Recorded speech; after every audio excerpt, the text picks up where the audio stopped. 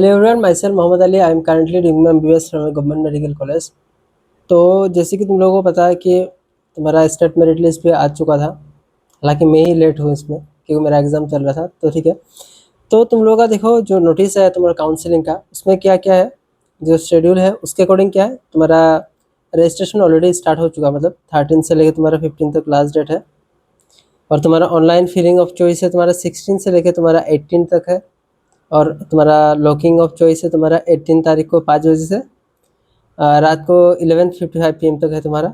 और processing of seat allotment तुम्हारा 19 से 21 तक है। और रिजल्ट तुम्हारा कब आएगा, तुम्हारा 22 को तुम्हारा क्या हुआ, रिजल्ट आ जाएगा। तो ठीक है, ये तो सबको पता है। लेकिन अभी एक चीज़ इंपॉर्टेंट यहाँ पे जो तुम्हारा है, filling of choice. Choice filling तुमको कैसे करना चाहिए, कैसे करना चाहिए इन द सेंस, वो तुमका जो डिजिटल जो करना वो तो पता है। लेकिन तुम्हारा प्रेफरेंस क्या होना चाहिए कि कौन सा कॉलेज तुमको पहले डालना चाहिए, प्रेफरेंस के अकॉर्डिंग कौन सा बाद में देना चाहिए, वो सारा के सारा चीज़ के बारे में बात करने वाला हूँ। क्यों, ये देखो तुम्हारा बहुत ज़्यादा इंपॉर्टेंट चीज़ है, क्योंकि तुम्हारा नेक्स्ट तुम जो तुम्हारा 5.5 अराउंड तुम 5.5 साल तो कॉलेज में बिताने वाले हो, तो उसके बारे में तुमको अच्छा खासा नॉलेज होना चाहिए, क्योंकि तुम वहाँ पे कुछ दिनों के लिए जा नहीं रहे हो।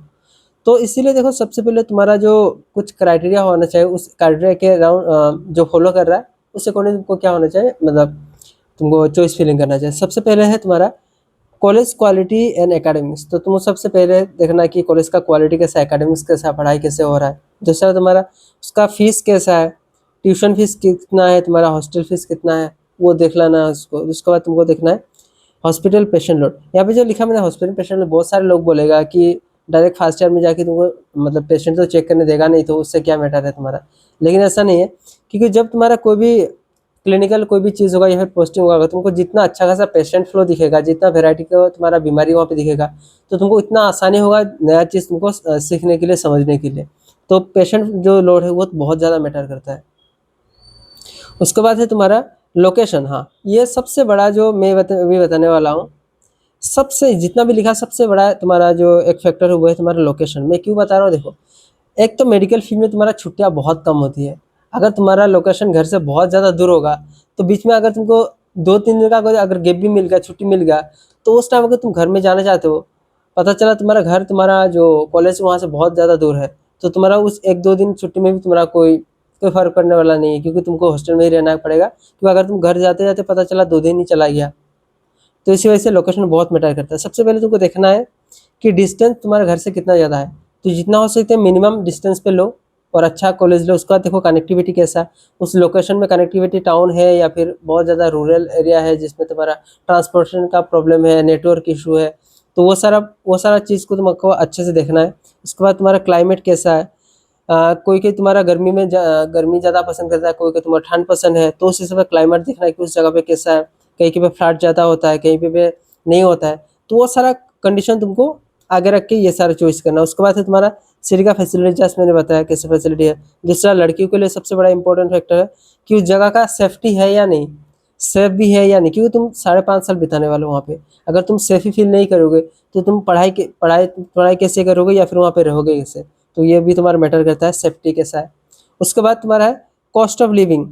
ऐसा नहीं कि बहुत ज़्यादा हाई फाई तुम्हारा टाउन में कॉलेज है, उसमें लिविंग कॉस्ट बहुत ज़्यादा है, तो वो भी मैटर करता है तुम्हारा, क्योंकि तुम्हारा फैमिली बैकग्राउंड तुम्हारा मैटर करेगा कि इतना तुमको मतलब हेल्प कर सकता है, कितना नहीं कर सकता, उस अकॉर्डिंग। इसीलिए तुम्हारा कॉस्ट ऑफ लिविंग को भी तुमको देखना है। ऐसा नहीं कि अच्छा कॉलेज है इसका मतलब टाउन में ही ले लेते हैं, ऐसा नहीं है।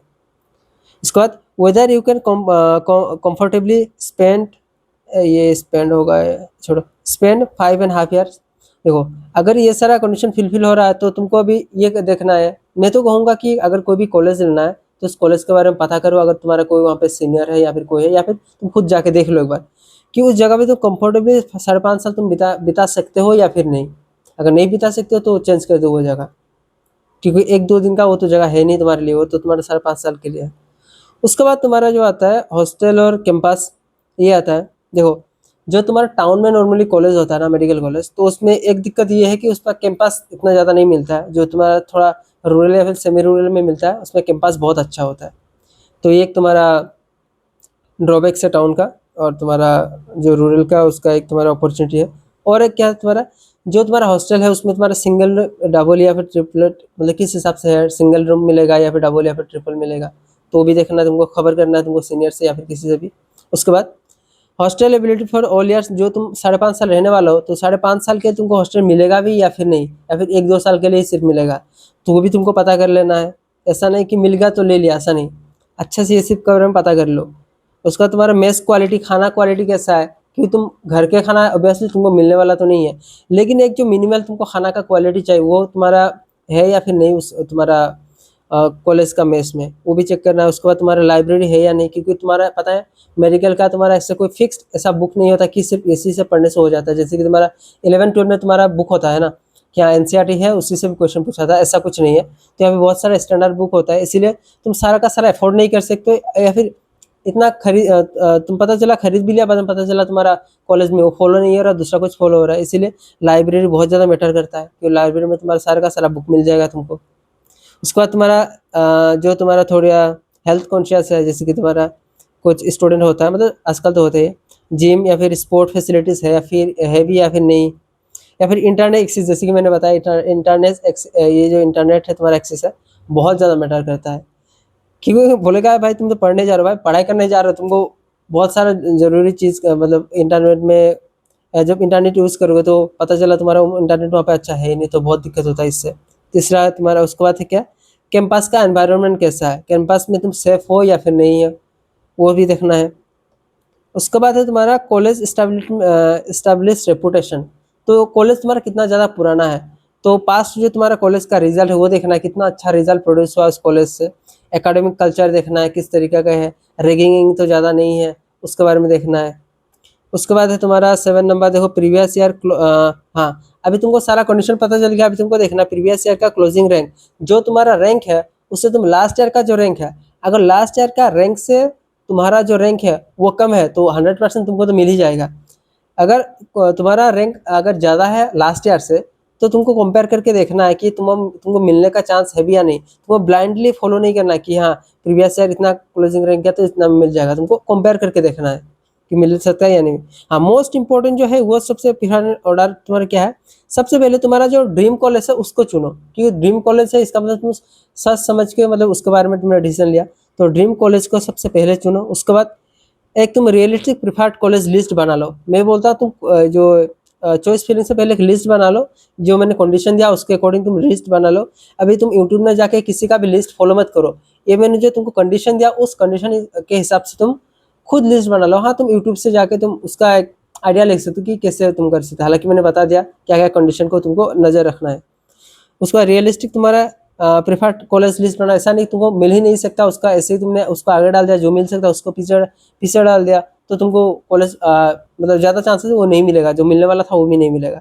तो इसीलिए तुमको सबसे पहले देखना है कि सबसे तुमको ड्रीम कॉलेज कौन सा वो देना है, उसके बाद तुमको देना है कि तुमको कौन कौन सा मिल सकता है वो देना है, लास्ट में तुमको देना है कि कौन कौन सा कॉलेज सेफ है, मिल भी सकता है नहीं भी मिल सकता वो देना है। लास्ट में जो ऐसे लगता है कि नहीं मिलेगा लेकिन उसको छोड़ना नहीं, उसको लास्ट में डालना है, क्या पता बाद में पता चला वो कॉलेज भी तुमको मिल जाए।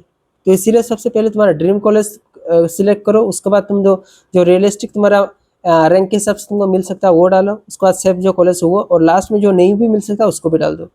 और तुम्हारा बैकअप ऑप्शन तो मैंने बता दिया कि लास्ट में डालना चाहिए। हाँ अभी मैं अकॉर्डिंग टू अगर असम को बोलूँ जो इस्टेब्लिशमेंट है कौन कौन सा, देखो ये जो मैं कॉलेज का नाम बताने वाला हूँ ये तुम्हारा इस्टेब्लिशमेंट का ना कि ये है कि कौन सा अच्छा कॉलेज है, अच्छा है या नहीं ये तो तुम्हारा ऊपर डिपेंड करेगा, क्योंकि मैंने तुमको सारा कंडीशन दे दिया।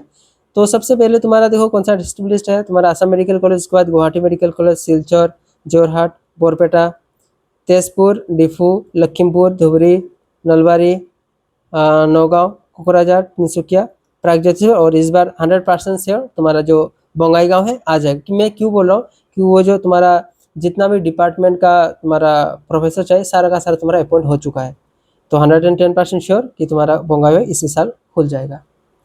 तो ये था आज का तुम्हारा कि तुम्हारा प्रिफर्ड लिस्ट, तुमको चॉइस फिलिंग कैसे करना है, तुम्हारा प्रेफरेंस लिस्ट कैसे बनाना है। तो आज था यही।